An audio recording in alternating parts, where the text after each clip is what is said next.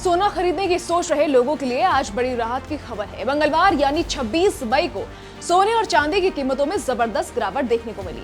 जहां चांदी के दाम एक ही दिन में 4,300 रुपए से ज्यादा टूट गए, वहीं सोना भी करीब 900 रुपए तक सस्ता हो गया।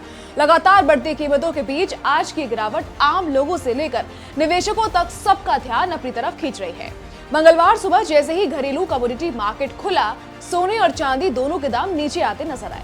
चांदी का भाव गिरकर करीब 2,72,337 रुपए प्रति किलो पर पहुंच गया। वहीं सोना भी टूटकर करीब 1,58,186 रुपए प्रति 10 ग्राम के स्तर पर आ गया। खास बात यह है कि आज गंगा दशहरा का पर्व भी है और इस दिन को हिंदू धर्म में काफी शुभ माना जाता है।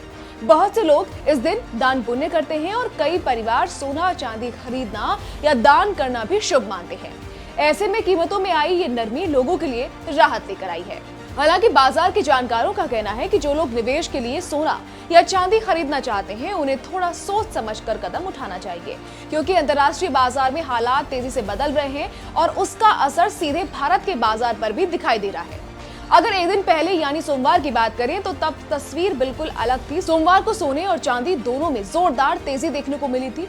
India Boolean and jewellers association यानी IBJ के आंकड़ों के मुताबिक 24 कैरेट सोने की कीमत करीब 740 रुपए बढ़ गई थी। इसके बाद सोना 1,58,857 रुपए प्रति 10 ग्राम तक पहुंच गया था।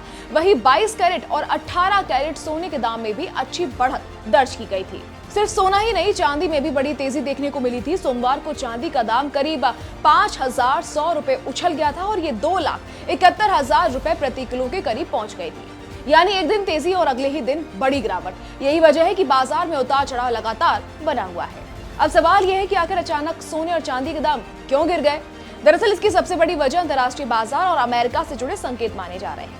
पिछले कुछ दिनों से ईरान और अमेरिका के बीच तनाव और बातचीत दोनों को लेकर खबरें सामने आ रही हैं।